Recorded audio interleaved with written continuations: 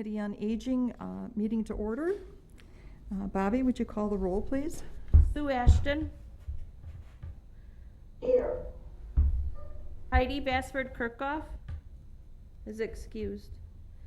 Julie Kiefer is excused. Julie Davids. Here. Ron Durkop. Here. Sandy Kleckel. Here. Julie Maslowski. Here. Judy Ritchie. Here. Deb Allison Osby. Here. Lindsay Christian. Here. Okay. We're going to take, well, first of all, I'd like to welcome Lindsay. She's our brand new alternate, appointed to fill Dave Chapman's spot.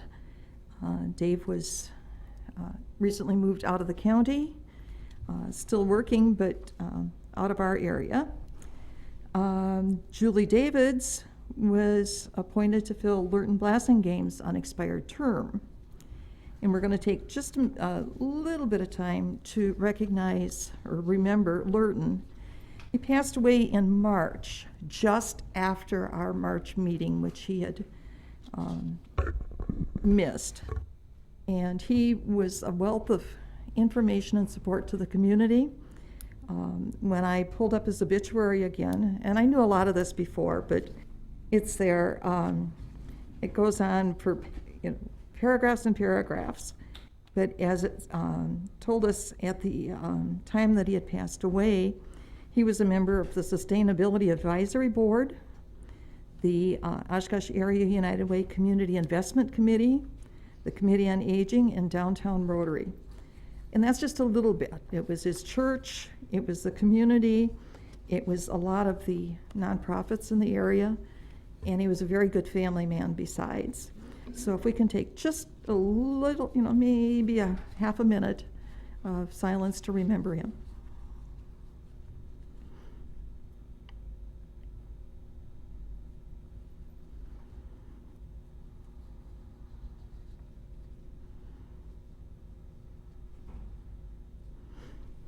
Thank you. Next, we move on to the approval of our March 6 months ago minutes.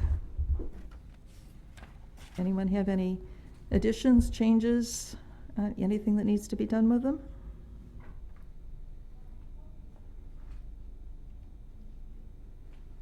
If not, I'll take a motion to approve. So move. Second. Okay. Motion by Ron, approved by seconded by Zandy. All those in favor? Aye. Aye. Opposed? Okay, motion passed. Okay, new business, we're going to switch around just a bit. We're going to start with our Aging and Disability Resource Center, Adult Protective Service Worker. Heather, you want to take the podium, please?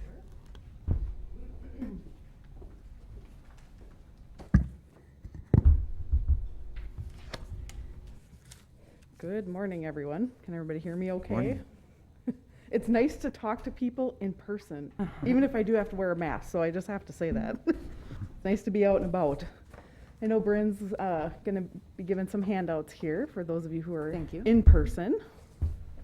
But I'm going to just get started. So my name is Heather Cherry. I'm the newest member of the Winnebago County Adult Protection Team.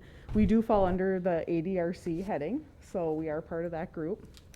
There's 4 of us that do adult protection. So it's myself, Linda Carter, Shelly Swanson, and Joel Fenner. So if anybody has the opportunity to talk to one of us, you'll get one of us.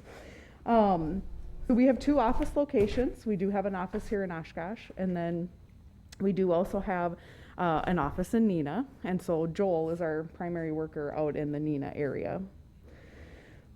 We work with a lot of the ADRC staff, as you can probably imagine. We specifically with like the INAs, or the Information and Assistant Specialists, as well as the Dementia Care Specialist. And so oftentimes, we're called kind of out first, and then we realize, oh gosh, these folks need a lot of services. So we usually pull them in sort of as to help support, behind us what the person needs in their home and whatnot. So So we serve the older folks. Well, actually, let me back up. We serve anybody really over the age of 18 with disabilities, and then anybody up until 110, 120, however old you want to get. So it's quite a wide range of folks that we serve.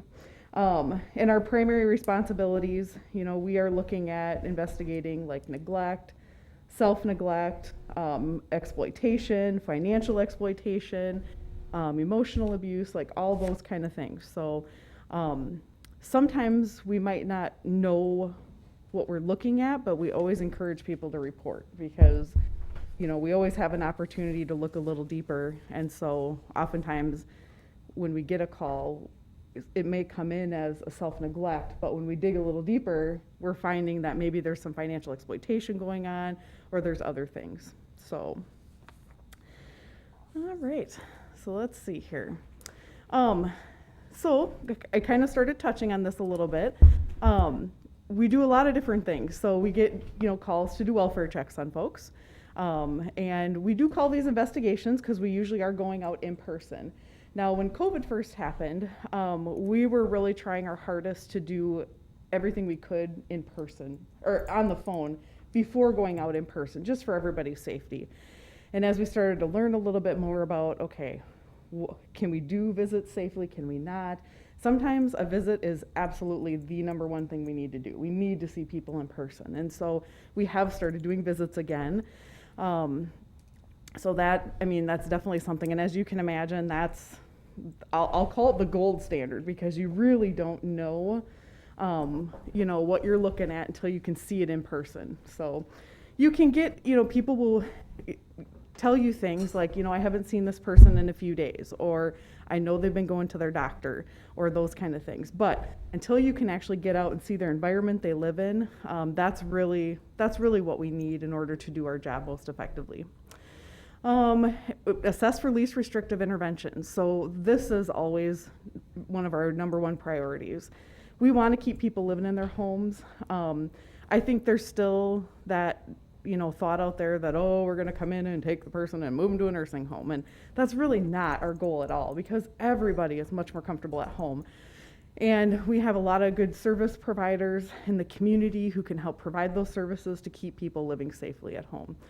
And I will say there are times when maybe it's just not enough and a person really does need more help and we do need to get them moved to a facility. We talk a lot about advanced directives and supported decision making. And then underneath that are sort of our legal court-ordered things that we can do, the guardianship, protective placement, and protective services. So we really, if we come on, go into a home and we're realizing somebody doesn't have a power of attorney of finances or a power of attorney of healthcare, we're talking to them very strongly about doing that because if a person does not have that and they have like a catastrophic event, let's say like a stroke, and all of a sudden now they can't make decisions for themselves, there was no legal documents put in place, it will, at least the phone call will bounce back to the county. And if they're eligible, for medical assistance, financially eligible, then the county actually is the one who steps in and does those guardianship papers. And so guardianship is the standard where somebody has been deemed incapacitated or incompetent. And so, and in Wisconsin, that is required in order to make decisions if there's no other alternatives in place. So, and just to break that out, there is also guardianship of person and guardianship of estate. And most of the time we're doing both together. It's pretty rare if we're not doing that. But as it sounds, guardianship of person, you think of sort of, the well-being of the person, the health care of the individual, and then guardianship of estate is sort of the business end of things. We're help managing finances, applying for medical assistance and programs and stuff like that. Protective placement. This is something that a lot of folks don't necessarily know about, but if you have a guardian and you're going to be going to a facility that has more than 15, 16, I always get that mixed up, it's required under Wisconsin law to have protective placement. And so it's another document we do in conjunction with guardianship. And then protective services, we don't do this all that often, but it is an option. where we can have it essentially court ordered that somebody gets home care or something like that. It's like I said, we don't do that very often because we really want to work with that person and the family to try and come to a good solution, to make things work at home. So we do involve law enforcement to pursue criminal charges. We do have the right to make police reports ourselves if we do feel that a crime has been committed. And then again, offer resources to families about attorneys for private representation. So if they do have assets, we do recommend that they get their own attorney. So, yeah. Just a few statistics. And this is, I believe, so far this year, right, Bryn, for 2020. So we've had 18 cases of financial exploitation. In those cases, right now, the average amount of money lost is about $13,000. These cases range anywhere from scams to a family member actually stealing money to you name it. I mean, any way an individual could potentially lose money without their permission or that kind of a thing. The average age of our victims for the financial exploitation cases is 71 years old. I know we just saw some statistics come out too that, gosh, I think it was 80% or something like that of folks over 60 or 65 are the victim of some point in time of a scam or something like that. So it's a pretty staggering statistic. And then in 2020, we've had 30 court actions so far. So that includes like the guardianships, protective placements, and those kind of things. Let's see. So I touched on this a little bit already, so I won't spend a lot more time on it. But I do want to point out that the Guardianship Support Center is a great resource. So if we have family members who want to step in and be the guardian for their loved one, we are always like, that's number one in our book. We want them to be, because they know the individual better than anybody else. But we do have the option to appoint a corporate guardian if there is nobody else or nobody that can actually take action. So yeah, again, here we go. Guardian of person is making sure the person has their medical needs met. Guardian of estate, the business end of things, and then the protective placement. So it's a court order directing them to be placed in a facility. So.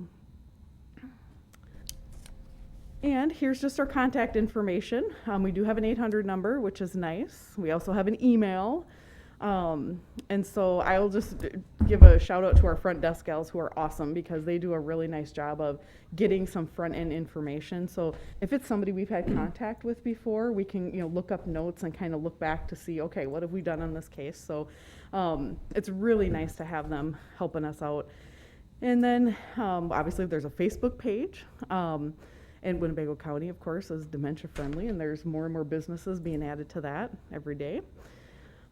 We also have the resource directories, which I hear from lots of people that it's so fantastic. There's just so much information in there, and we are very lucky to have all the resources we do. We also have the newsletter, and then we also put a plug out there too because every so often we are looking for volunteer guardians, so people who are willing to be that person. So for individuals who don't have anybody else. So, and I think that's it. So, anybody have questions? Do you receive referrals from law enforcement? Yes, Okay. all the time. Okay. That's what I was. So, So it's not just family members or Nope. concerned ones Yep. that. Yeah, that's a great question. So yeah, we get referrals from anywhere and everywhere. So a lot of times it is law enforcement. We'll even get a few from court now and then if it's just we're not really sure what's going on with this individual. Facilities call us, home health agencies, neighbors, you name it. Okay. So, yep. Do you find it a struggle a lot of times that someone else is reporting it for somebody and you go into the home and the individual isn't willing to share information with you because the caregiver is also the one that provides them what they need Yes. to some extent? Yes, we find that a lot. And so I mean, I can speak for myself, but I know my coworkers follow this too. If we run into a situation like that, we'll try and take two people so we can kind of separate and have like a conversation. I will say we tend to have a little different view of the world than maybe like a neighbor or somebody. And the Wisconsin law is pretty clear about people having the right to make their own decisions, no matter how bad they are. And where we can step in is where that's crossing the line between health and safety and dangerousness. And so, so depending on the situation, we do have the ability to remove people, but I am very happy to say it does not happen very often.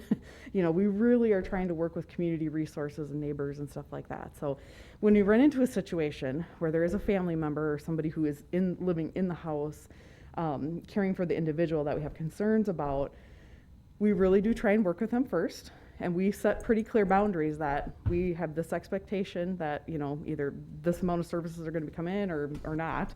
And if you can't follow that and keep this individual safe, that is when we can then step in and appoint a different decision maker. And yeah, so kind of answers it, but there's a lot of potential situations that could arise from that. So good question. What types of things are you looking at when you're conducting an investigation? Good question. So so let's see, start with financial exploitation. If we know where the banks are, we have the ability to request bank records. So we will try and do that. If we know there's a power of attorney and it's not the person who is essentially the perpetrator in the case, we will work with them to try and get bank records so we can show either a pattern of what's happening and what's not. Sometimes we've had concerns, and when we get the bank records, there's not really much to show. And so, you know, we just talk about, do you trust the people who are in your life, you know, to make decisions? If there's concerns about somebody's capacity to understand what's happening, we do have the ability to actually have a doctor go in and do a competency eval, which is kind of nice. So when we go on a home visit, we're looking at anything and everything. So, you know, yes, the cleanliness of the house kind of matters, but in the scheme of things, it's not the worst thing.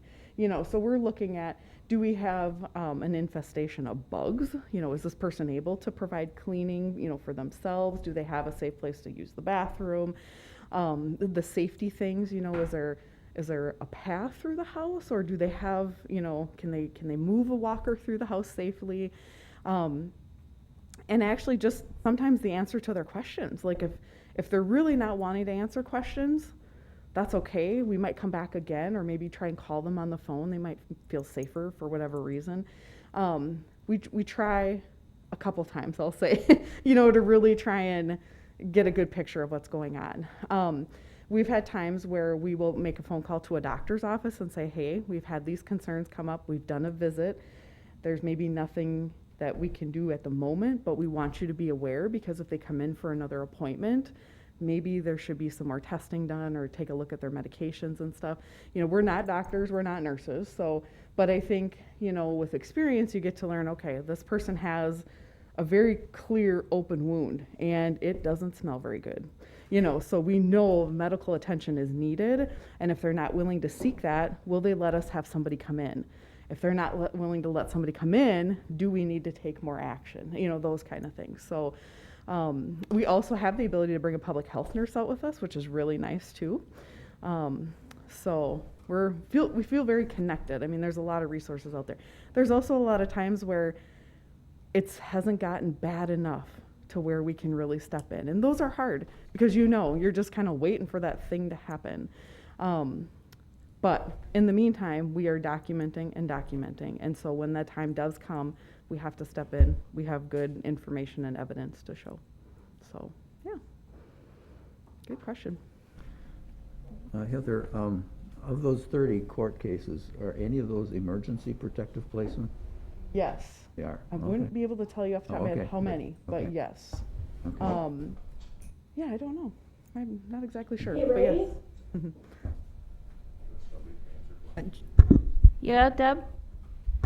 Is it possible, to either have the slide with the county, statistics, either emailed to me or printed off and put in my Friday packet? I'd like to share that at the next council meeting. There's going to be a packet of all the handouts from today at your door in the next few days. That'd be great. Mm-hmm. Okay. And I had one other question regarding supported decision-making. That's a relatively new piece of legislation, I think, in the last couple of years. Is that catching on? Is that pretty helpful as a tool to avoid having to go through the legal process of guardianships and, Yes and no. yeah, okay, okay. Good. Because Good I explain do that. believe it still doesn't have real strong legal teeth yet. Okay. I think for us, when we talk about that, we know those folks and families that have just such a good support system, like, you know, they're always there for that individual, whether it's an individual with developmental disabilities turning 18, going out into the world, or whether it's somebody who, you know, has been in the community for a long time and just needs extra supports. And so when we talk about least restrictive, we would always try to bounce back on that. It's not recognized so much in the hospitals, really. We're trying to talk with them about it and say, why can't this be a good option? You know, trust this person, they've been in their life for a long time. And it's just like any of us, like if we're gonna make a big decision, oftentimes we're gonna run it by a friend, a spouse, or, you know, whoever that might be. And so why is that different for somebody else that has a disability or something like that? So, we like to incorporate those folks in, but if it's going to come down to a legal battle, we probably still need to do a guardianship. So at least right now, maybe that'll change, but Hopefully. yeah, good question. Good, thank you. Any other questions? Okay, well, thank you very much. Yeah, thanks, Heather. Thank you. Brenda, are you ready? We switched our speakers around today. We were originally going to have Brenda first and Heather second, but this is still going to work.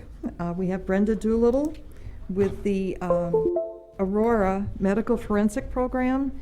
It's the same program and a number of other things, but dealing with abuse in a different context than what Heather was. So if you just kind of bear with us a second, they're getting her. Okay, we've got our PowerPoint up.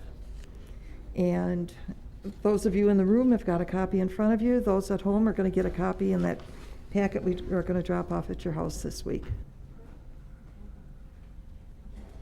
Hello, well, my name is Brenda Doolittle. I am a registered nurse and also a sexual assault nurse at Aurora. I'm the forensic department supervisor for 16 nurses at Aurora. I've never given a presentation with a mask on, so it's going to be really weird for me. So I wanted to talk a little bit about elder abuse because we do not see a lot of patients that are older in our program, and my goal is to get the awareness out there and, you know, visit nursing homes, give some education. Just, we know some things could be happening and they just don't know where to go to get help. So I'm glad Judy invited me here to speak about that. So first, I just want to talk about what elder abuse is according to the World Health Organization. I'm just going to read that description. Elder abuse is a single or repeated act or lack of appropriate action occurring within any relationship where there is an expectation of trust, which causes harm or distress to an older person. Elder abuse can be verbal, physical, emotional, sexual, or financial. It can also be intentional or unintentional neglect. Unfortunately, elder abuse is a growing problem in Wisconsin. So for patients that may have these signs, and these are kind of some things I would talk about in nursing home to educate the staff. If there were bruises, welts, lacerations, or other marks or signs of being restrained, bone or head fractures, open wounds, untreated injuries, sprains, dislocations, broken glasses even. You know, so there's other things that they may, you know, be signs that there is abuse. So I'm going to talk about my program now. So these are the type of patients that we do see in our program. Mostly sexual assault patients we see, but also people that are being trafficked, domestic violence. We see patients affected by that. The elder abuse, we don't see as many people as I would like. And me saying this doesn't mean that I want more violence to occur. I just want to make sure those people get help. that are being affected by violence. Child abuse is definitely increasing in Winnebago County, and we see those children as well. Strangulations, and then also the police will bring us in suspects to collect evidence. So these are just some numbers of patients that we've seen over the years. So when Aurora opened, I helped open the hospital. We didn't have any trained forensic nurses. Sexual assault nurses and forensic nurses kind of go hand in hand. We say forensic nurses because we don't only take care of patients that are sexually assaulted, but we also take care of all those other patients that I mentioned on that slide.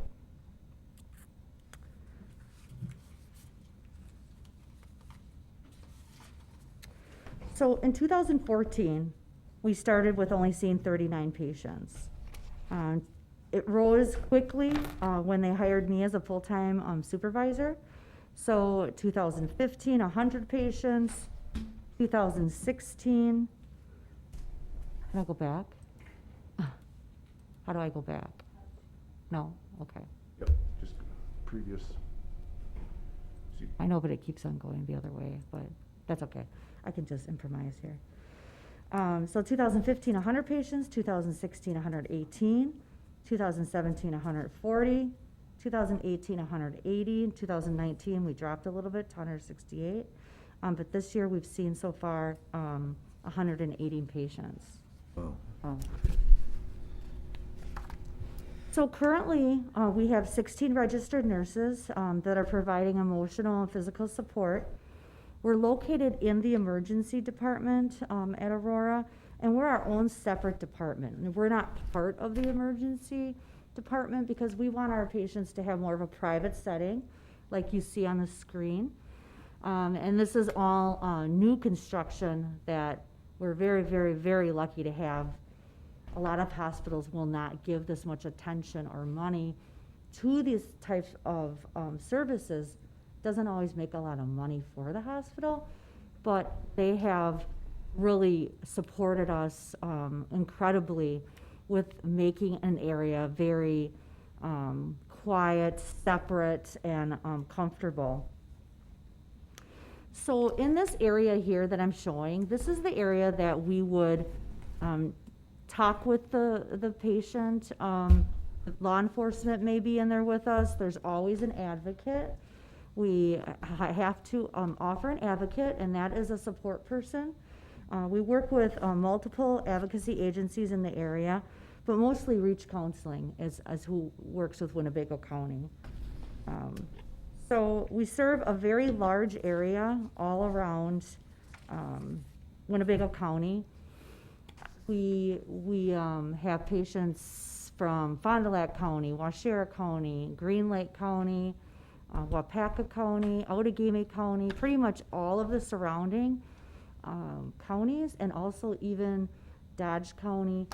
Other counties that are quite further away because, again, hospitals either don't have a program like this or they don't have a nurse on call because it's very hard to keep forensic nurses in this type of work. It's kind of a burnout, but also it's not a job where they get hours regularly every week. So they're called in when there's a patient that arrives to the hospital or the law enforcement brings them in or advocacy brings them to us. So that is how that works. So I just wanted to show it a little bit more of our area. This is a bathroom now we have in our area, which is so nice because they had to leave the room before, but now they can stay inside of the room. We have a shower, so afterwards they can take a shower, which is great because they want to, just feel clean and comfortable after something like that tragically happened to them. We have 2 exam rooms, and they have doors on them, and they're completely separate from that sitting area.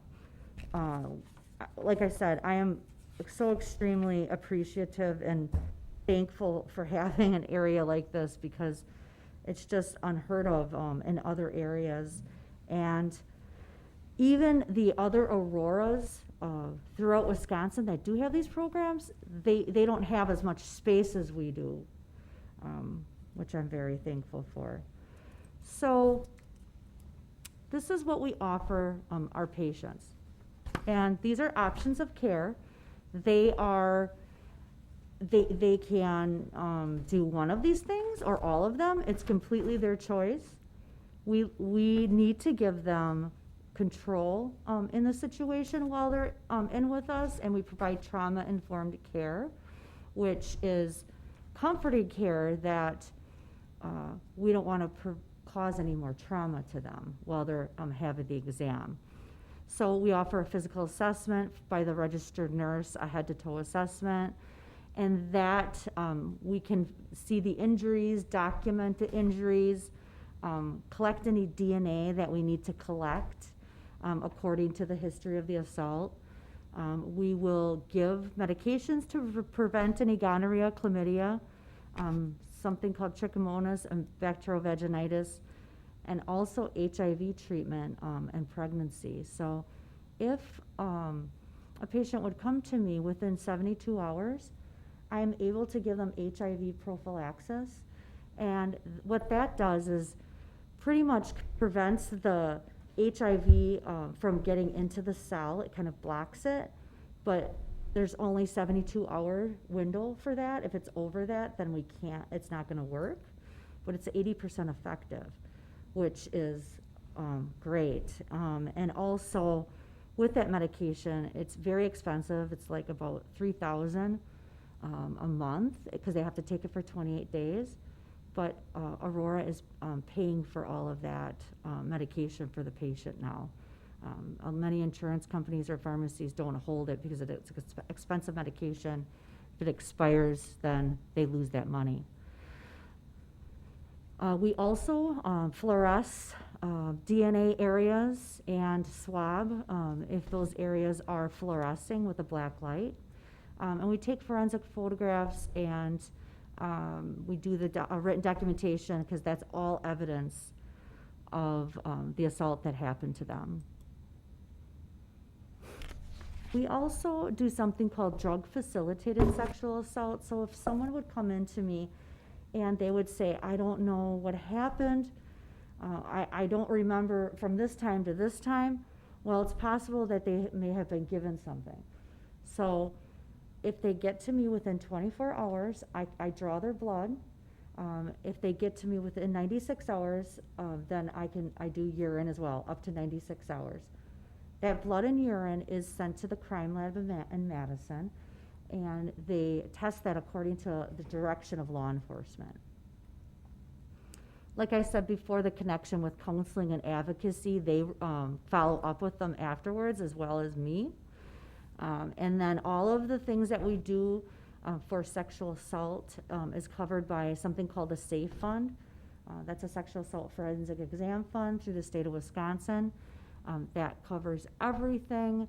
And the crime victim compensation is another fund that helps with domestic violence and physical abuse because the SAFE fund does not cover anything with physical abuse or domestic violence. We are subpoenaed to court to testify as an expert or fact witness, and that I've seen an increase in prosecution due to the documentation and the photos that we are providing, and a little bit more, I think it just really helps their case and for people to pay attention. So if we have someone that's 18 or older, they have the right to report to the police or not report to the police. And if they don't want to report, we still can give medications, do the exam, take the history of their event, connect them with advocacy, and take photos. But we also can collect DNA. We can collect that DNA and send it to the crime lab as an undecided kit. And I So can't- the I can't- crime lab will yes. hold that kid for 9.5 years to give that person, you know, it doesn't usually take 9.5 years for them to make a decision. But to give them time to make a decision, because so many things are happening at once, it's important for us to give them options.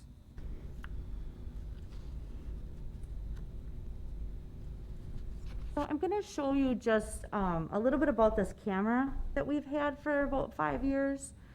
It's really helped with our strangulation patients, but also physical abuse as well. So I just wanted to go over a little bit about the anatomy in the neck, and when somebody is strangled, what happens. So on the outside of our neck, on both sides, we have jugular veins. When those veins are compressed, the blood gets trapped into our face and even our eyes and our mouth. So I'll show you that type of injury in a bit, but also the carotid arteries are even deeper. And if those are compressed, that can result in death. Well, so can the jugular veins as well, depending on the time they're compressed. So people minimize strangulation, not us as healthcare professionals, but victims don't think they've been strangled, or they just minimize it and they say, I was choked. Even though they've passed out or lost control of their bladder, they still minimize it. They don't realize how dangerous this is for them. So we talk about all those things with them. Did you urinate? Did you pass out? And oftentimes, fatal cases, there is no external evidence of injury. So in the law in Wisconsin, it mentions marks on the neck. Well, sometimes there's no, in 50% of the cases, there's no marks on the neck. So that's a little frustrating on my part and the victims as well. These are some of the symptoms they have. The hoarse voice, flushed face, difficulty swallowing or breathing, the pain with swallowing. They could have a fracture in the hyoid bone that is in the neck. Like I said, loss of bowel and bladder. A lot of them say, I saw stars, I just blacked out. And then even up to 48 hours, they can have these complications. So I make sure that I follow up with them or tell them to please call me if you have any of these symptoms I'm going over with you. So these are some of the symptoms. I don't have to read all of them. You guys can see those. The most common, I would say, is probably and I don't see it on here, but it is the petechiae, or broken blood vessels in the face. But research has shown also that people can survive, then die hours, days, and weeks later after strangulation. So it is very, very dangerous situation. So with the pressure, the brain has 10 to 15 seconds of reserve oxygen. It only takes 11 pounds of pressure on both carotid arteries for 10 seconds for someone to lose consciousness. 3 to 6 pounds of pressure is required to pull a trigger on a gun, so it gives you a little bit of an idea of how much that is. And then 20 pounds of pressure are required to open a pop can, which is crazy, huh? It seems very easy to us, but that pressure is just a really significant when they're compressing those arteries and veins. So this is the Wisconsin law. I don't think I have all of it on here, but it is a Class H felony and substantial bodily harm, to include that petechiae, which I'm going to show you. That is the broken blood vessels on the face, but also can be up to 5 years in prison, and also if they are being strangled more than a minute, they can also have a charge of false imprisonment. So now I'm going to show you some pictures. So the camera that we have is a very high resolution. it has this function called a negative invert. And that negative invert, what it does is it enhances an injury that we can see already. But I have seen it show some areas on the face that I thought maybe was a person's complexion. So I'll show you how we can tell this difference between that. The encryption on this camera, the files are military grade. So when we encrypt a file and send it over to law enforcement, it's very, very secure. I give them a passphrase over the phone to open it through their email. And yeah, very secure system. So this person on the right-hand side, that's the regular photo of her, and she had a very red complexion, but with the second photo, you can see where the hand was, and we call that demarcation. So you can see where there is no broken blood vessels in that area. And we will sometimes see hemorrhages in the eyes as well, in the lower sac of the eye. Bruising on the neck as well. And the camera really helps us with dark-skinned people because that enhances that injury even more on the negative invert.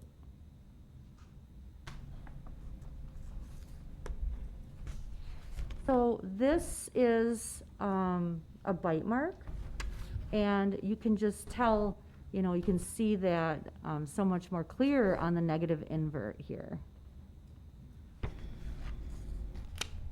And this is a suspect that I actually saw, and this assault happened in Oshkosh. This man is serving 50 years in prison, but you can see these bruises on his fingers that did prove that he was physically assaulting her.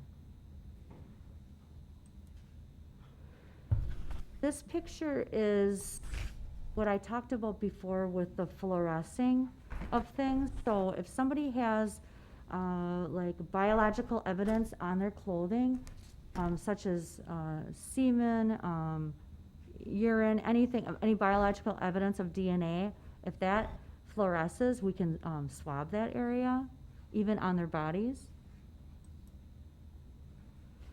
So that's talking about basically what we do at Aurora, and my goal is to bring more education to the community, especially the elder community and nursing homes, and just to make sure that people know the signs and things, what to look for. I'm going to make this a little bit more about the elderly, just to, you know, some of those things maybe they don't want to know about the camera. I'm not sure, but I just like to get a little more specialized in that area. But this is how to get a hold of us. That is my office number, and the hospital supervisor at Aurora, he receives all the calls if there's a patient coming from law enforcement, and then she calls the nurse on call. That nurse has an hour to arrive, but those are the other numbers that people can call, and there's no appointment necessary. They can just walk in, of course. That's it. That's all I have. Deb, did you have your hand up before with a question? Oh, she's gone, okay.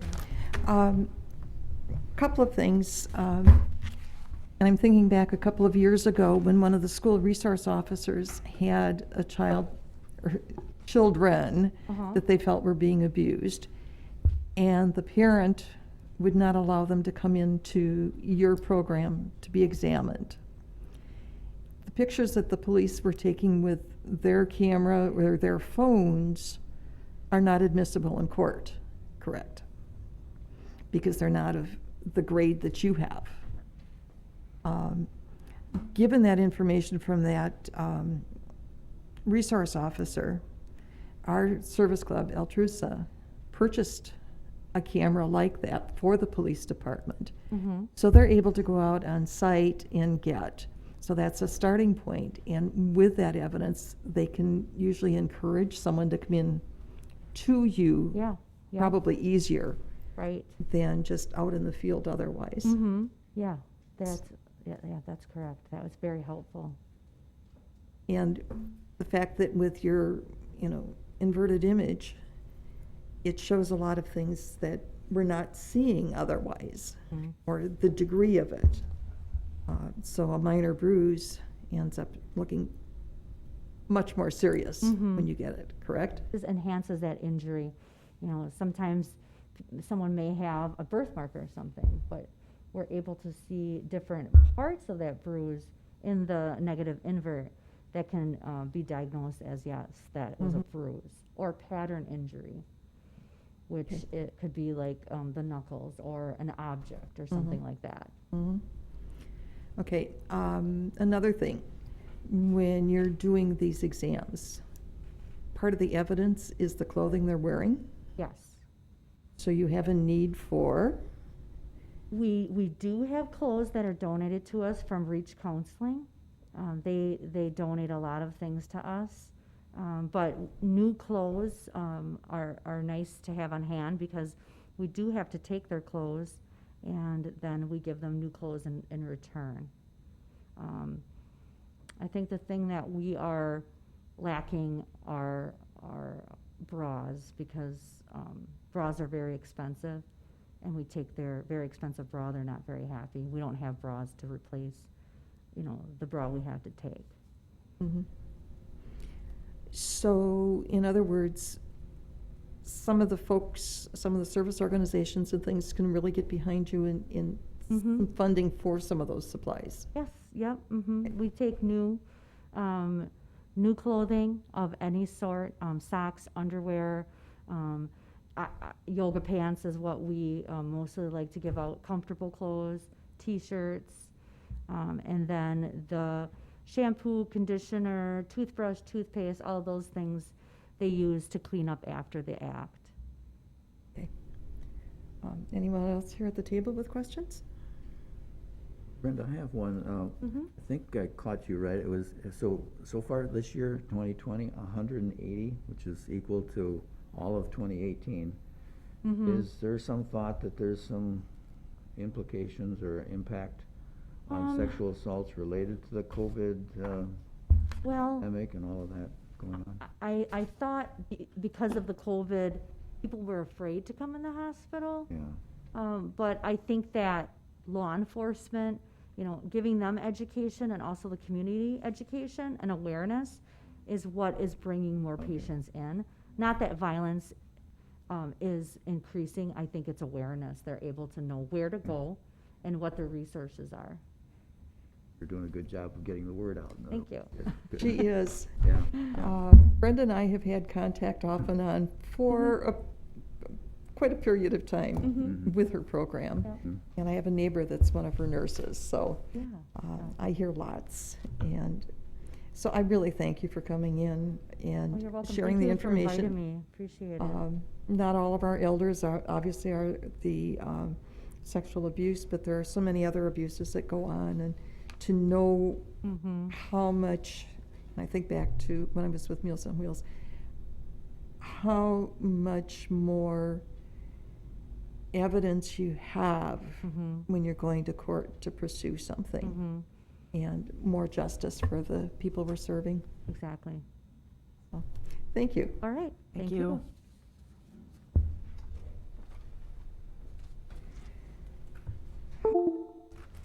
Okay, moving on. Much delayed, should have been done in June. The election of the chair and vice chair for the 2020-2021 program year. And we'll take nominations first for chair. I nominate Judy Ritchie. Second that. Are there any other nominations? Okay. And do we have nominations for vice chair? I nominate Ron Durkop. Are there any other nominations?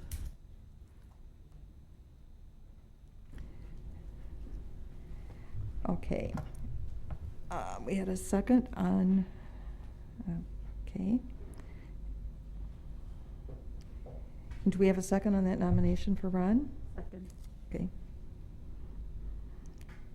And just to be proper, are there any other nominations from the group? Are there any more nominations? Okay. We'll have a vote. All those in favor? Aye.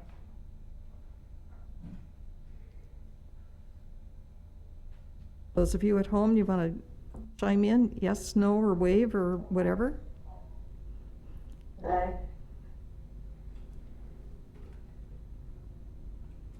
Okay, any objections?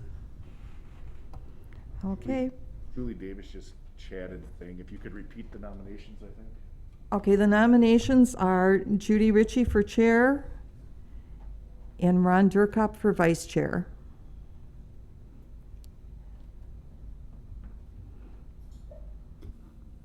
Sounds good. Okay, thank you. Well, Ron, we're stuck. I guess so. One more year. Okay. Moving on, I have so many notes here.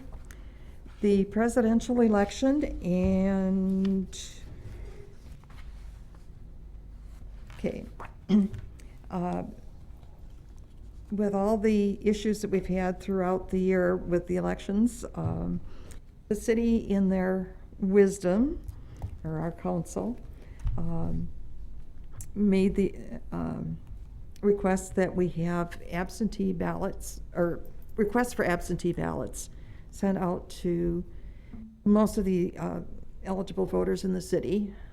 Those that are already registered for them got missed or were not contacted. And that was very successful with the August election. And the same will be done for the November election. And those ballot requests should be coming out within the next week or so, if I remember correctly. Considering the post office issues that we're hearing about, one of the things that's been recommended is to use the drop box at the entrance to City Hall. It's immediately to the left, and it's where people will normally drop their payments for their water or other things. So rather, once you've got that absentee ballot, get it in as soon as possible. If you don't trust the mail, to drop it off either in that drop box or at the city clerk's office. You can register for an absentee ballot at myvote.wi.gov, and then it's /en-us. And you can check on the status of your ballot. You can request a ballot, and you can check on the status. Any questions or anything? Okay. I would just like to comment that I think it is a safer bet to send your request for a ballot back than to go onto the website. Okay. I think you'd be pretty well assured that you will get your ballot. Mm-hmm. True. With the request for the ballot in the spring, personal experience, Ron and I. And I. Mm-hmm. Yeah. Ron got his ballot. Yep. His wife and I did not. And You did and not. I got mine. Oh, you but did get yours. Tom did not. Okay. And the postmark on his was a week later than mine, and came, he couldn't have voted that way. He got a ballot here. I never got mine. He came down and. Mm-hmm. Yeah, so he voted. experiences were very different. And my wife and I both requested ours via this website online, and provided our driver's license picture and all of that online. So it worked well that way, but then I get the ballot and she doesn't. So Tom did get the ballot. but he got it a week later Yeah. than I did. And they were supposedly sent the same day, according to the tracer. Mhm. So, On a broader scale, it was announced just this last week that today, the Wisconsin Election Commission will be sending an informational mailing to approximately 2.6 million registered voters in Wisconsin. And this mailer will explain the options that are available to voters to cast a ballot for the November election, and will include an absentee ballot request form. So that's going to be a statewide thing. Obviously, Oshkosh has, our city council has done a really good job of trying to be proactive, even for the primary that was in August 11th. So hopefully people will take advantage of that request form and get it sent in, as you're suggesting, Zandy, and get their ballot. And then, as Judy's suggesting, once you filled it out, your best bet is to drop it off at the front door here. It's just to the left of the front door. You don't even have to go in the city hall here. And then you know it's been delivered. Fill it out as soon as possible and Yep. return it as soon as possible. There you go, yep. Okay. I have two other pieces that just came up in the last couple of days that didn't make it on the agenda. New business. There's a new regional testing site that opened today out at Sunnyview. And it'll be open, let's see, the next, close to a week. And the hours tend to vary, so you could, 8 a.m. to 4 p.m. And it's anyone with or without symptoms. You can go online to register. You can find the information on the Winnebago County Health Department website. And then also, Ray, you want to talk about the farm to family food box program that you got rucked into? Yes, the food drop program, or food box program that has been offered at UW Oshkosh behind the Cuff Center, with the university starting classes, I believe next week. We were asked by the organizers and the community foundation if there's an option to have that program continued. They are going to extend it through the month of September. So beginning September 14th, the program will be offered at Menominee Park. We've worked with the police department to map out a route through the park so that we think we can accommodate the number of vehicles without having a traffic backup in the roads. And so that information will be going out to individuals. Essentially, we'll have them enter Menominee Park, the main entrance off of Merritt, down by the zoo. And then as you enter the park, we're going to have you take a left in front of the zoo, which is Seaward Trail, and that will take you out towards the parking lot to the boat launch or Miller's Bay. And we'll have the trailer set up by the Reed's concession stand. That's where the people will get their box of food, and then they'll continue to the north and exit the park back onto Hazel Street. So that will again take place starting September 14th at Menominee Park through the month of September. Has there been any indication to continue into October? I've heard they're considering, but I don't know for sure. If that does take place, it'll be announced through the community foundation and other organizers as well. Mm-hmm. Because they kept extending it this year. They started out with a month or 2 months, and it just keeps going. People keep asking, what's in the box? And one of the staff from the Bella Medical Clinic had done a really neat video of utilizing what was in there to do baby food, toddler food, things like that. And it's very generous. It's 10 pounds of grilled chicken strips, so they're already cooked. A half gallon of milk, 4 containers of yogurt, sliced cheese, a bag of carrots, and 5 pounds of potatoes. Oh. And there's no registration there's no income based. A couple of the church groups that I know have had some of their parishioners go and collect numerous boxes to take out to their shut-ins.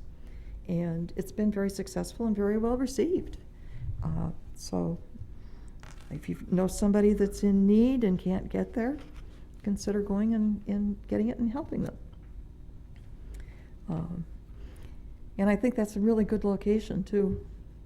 It's not as much traffic on the street otherwise at that time of day, so really good. Okay, any other new business? Under old business, and Deb is already off, with the pandemic and not meeting, we've missed out on this, but our mayor declared May Older American Month, and Deb received the proclamation and has it on file for us. But it just kind of, with everything else going on in the world, got lost in the shuffle. Okay, other business, scams. Discussion and information pertaining to scams targeting seniors. Ron, I know you've got some. Go ahead. Good, okay, and there we have it on the screen as well. Scammers have not taken a vacation during the COVID pandemic, and this is just some reminder information to all of us, particularly seniors. This is from the Federal Trade Commission, that you should be using reliable sources for the most current information regarding COVID.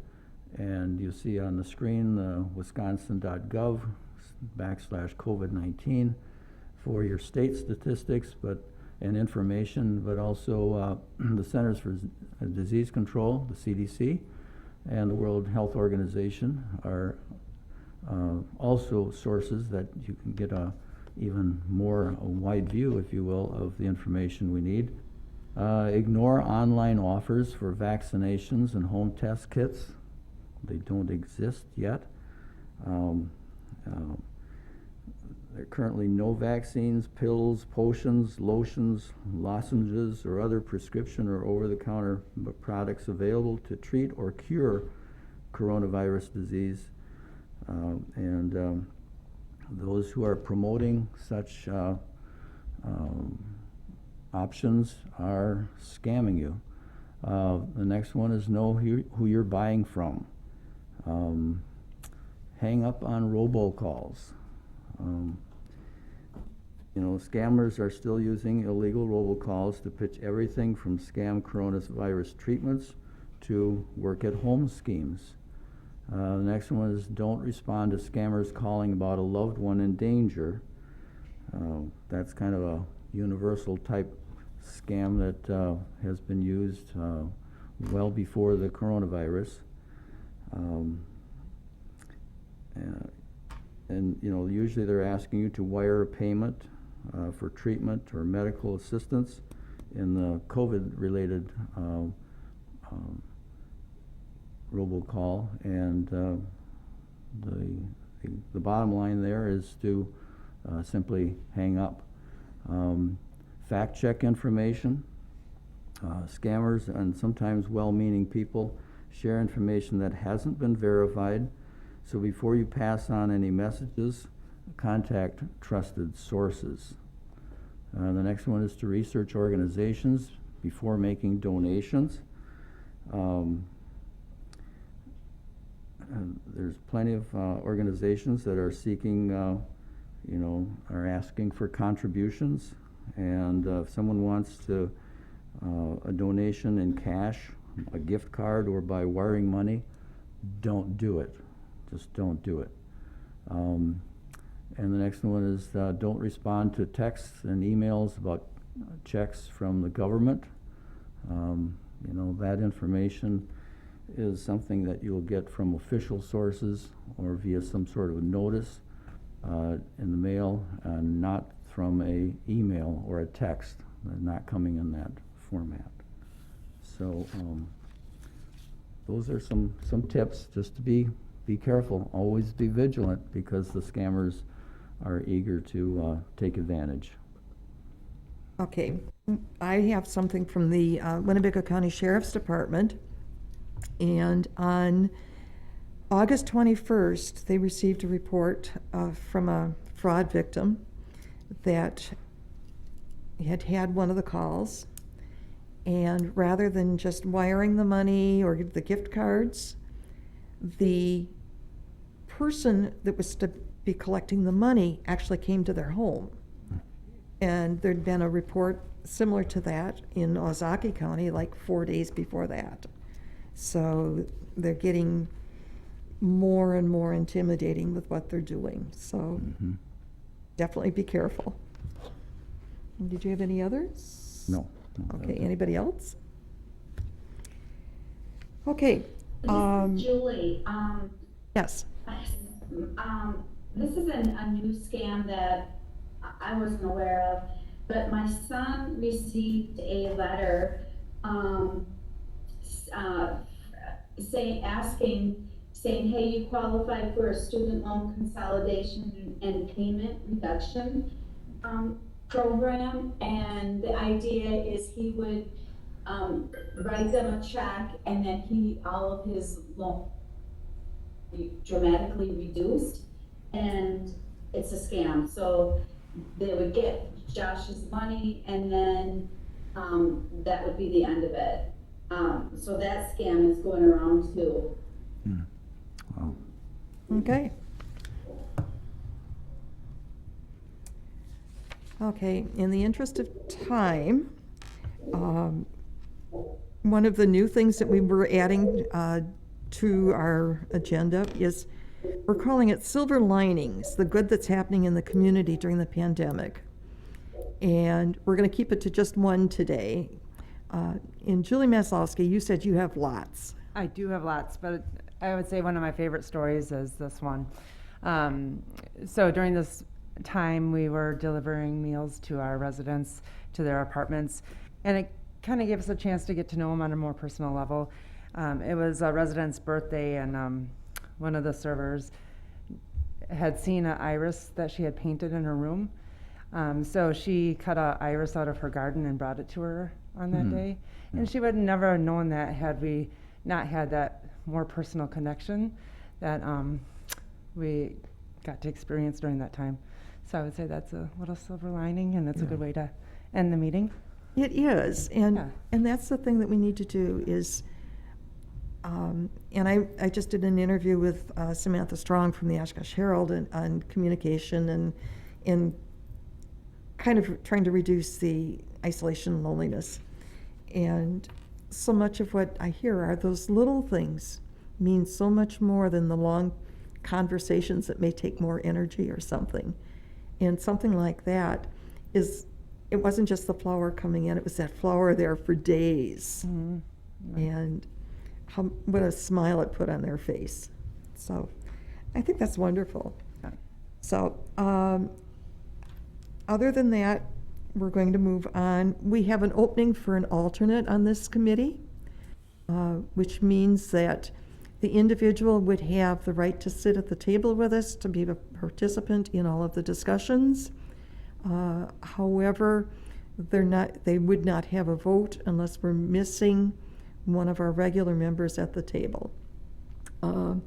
They can go on the city website and look under boards and commissions and do an application. They can contact Bobby at the senior center. She'll give you more information, or they can contact me directly or Ron, and we'll see about getting that other person to the table. Any other business at the table here? Okay, then our next meeting is October 6th. Our speaker will be Stephanie from the County Health Department on isolation and loneliness. I'll take a motion to adjourn. So move. A second? Okay. Any objections? If not, we'll call this meeting adjourned. Thank you. Thank you.